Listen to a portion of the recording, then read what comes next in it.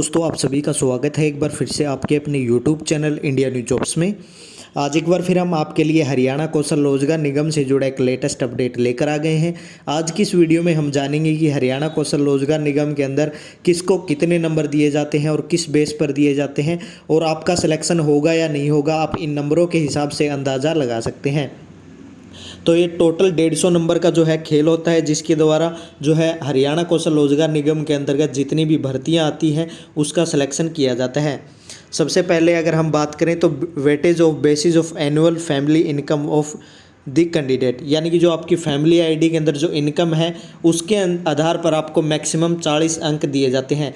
आपको कितने नंबर मिलेंगे जान लेते हैं पूरा अपडेट। तो यहाँ पे आप अपनी फैमिली आईडी इनकम के हिसाब से देख सकते हैं। अगर आपकी फैमिली आईडी में इनकम 1,80,000 तक है, यानी 1 लाख से ज़्यादा है, 1,80,000 तक है तो आपको 40 नंबर दिए जाएंगे। और अगर आपकी फैमिली आईडी के अंदर 1,80,000 से लेकर 2,50,000 तक है तो आपको 30 नंबर दिए जाएंगे। और अगर आपकी फैमिली आईडी में इनकम 2,50,000 से 4 लाख तक है तो आपको 20 नंबर दिए जाएंगे। और 4 लाख से ज़्यादा है, चाहे वो 6 लाख हो, 7 लाख हो, 8 लाख हो, कितनी भी हो, 4 लाख या 4 लाख से ज़्यादा, तो आपको जो है 10 नंबर दिए जाएंगे। उसके बाद आता है सेकंड जो ऑप्शन है, weightage of age of candidate. Age के हिसाब से कैंडिडेट को मैक्सिमम 15 नंबर दिए जाते हैं। अब देखते हैं कितने एज वालों को कितने नंबर दिए जाते हैं। अगर आपकी एज 18 से 24 साल है तो आपको 5 नंबर दिए जाएंगे। अगर आपकी एज 24 से 30 साल है तो आपको 10 नंबर दिए जाएंगे। अगर आपकी एज 30 से लेकर 36 साल है तो आपको 15 नंबर दिए जाएंगे। 36 से 42 साल वालों को 10 नंबर दिए जाएंगे। और अगर आपकी एज 42 साल से ज़्यादा है तो आपको कोई भी नंबर इसके अंदर नहीं मिलेगा।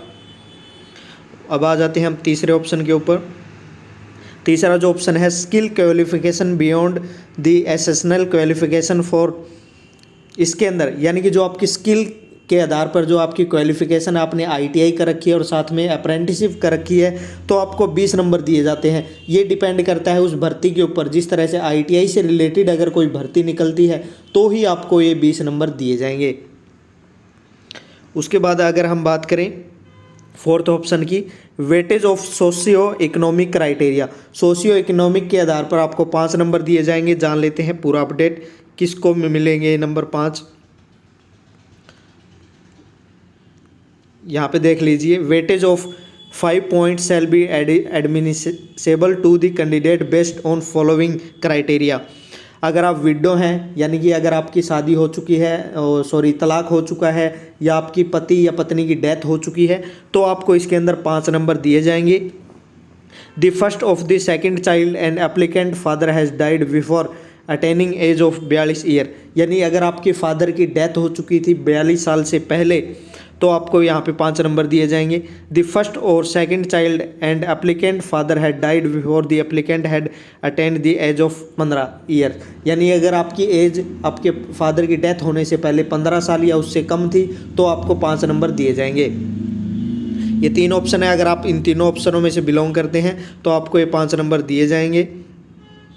उसके बाद जो फिफ्थ जो ऑप्शन है, weightage of common eligibility test, यानी कि CET written exam score if any. यानी कि ये जब आपने अगर सीईटी का एग्ज़ाम दे रखा है और सीईटी का एग्ज़ाम अगर आप क्वालिफाई कर लेते हैं, अगर सीईटी का एग्ज़ाम जो क्वालिफाई नेचर जिसके लिए हर ज़िले के अंदर आंदोलन भी चल रहा है और सभी बच्चों ने गुजारिश भी की है कि क्वालिफाई नेचर किया जाए, यानी कि अगर उस क्राइटेरिया के आधार पर आपका सीईटी एग्ज़ाम क्वालिफाई होता है तो आपको उसके अंदर 10 नंबर मिलेंगे। फिलहाल किसी भी भर्ती में आपको ये 10 नंबर मिलने वाली नहीं है, क्योंकि अभी तक सीईटी का एग्ज़ाम जो है रिजल्ट जो है डिक्लेयर नहीं हुआ है। उसके बाद जो 6th ऑप्शन है, ease of development weightage to resident of same district. यानी कि अगर किसी ज़िले के अंदर भर्ती निकलती है, मान लीजिए डाटा एंट्री ऑपरेटर की भर्ती निकली हुई है और वो ये जो भर्ती के लिए जो पोस्ट है मान लीजिए 100 पोस्ट हैं, वो 100 पोस्टें हिसार और जींद करनाल मान लीजिए इन 3 जिलों के अंदर निकली हुई हैं। अगर आप इन 3 जिलों से बिलोंग करते हैं तो आपको 10 नंबर मिलेंगे। अगर आप इन 3 जिलों के अलावा अदर डिस्ट्रिक्ट से बिलोंग करते हैं तो आपको ये 10 नंबर नहीं मिलेंगे। कहने का मतलब ये है कि जिस ज़िले की भर्ती होगी उसी ज़िले के निवासी को ये 10 नंबर मिलेंगे। अगला जो ऑप्शन है, लास्ट ऑप्शन है, weightage to the beneficiary of मुख्यमंत्री अंत्योदय परिवार उत्थान योजना। अगर आप फैमिली आईडी इनकम के आधार पर मुख्यमंत्री अंत्योदय परिवार उत्थान योजना के अंतर्गत आते हैं।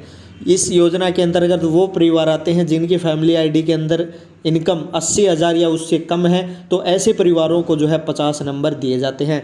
टोटल ये 150 नंबरों के आधार पर जो है आपकी मेरिट लिस्ट तैयार की जाती है। उसके बाद जो है आपको मैसेज किया जाता है कि आप इस जॉब के इच्छुक हैं या नहीं, आप उसको एक्सेप्ट करना होता है। टेक्स्ट मैसेज आपके पास आता है। अगर आप एक्सेप्ट कर लेते हैं उस चीज़ को, उसके बाद में जो है आपको बाय मेल एक जो है आपको ज्वाइनिंग लेटर भेजा जाता है। फिर उसके बाद में जो है आप ज्वाइन कर सकते हैं।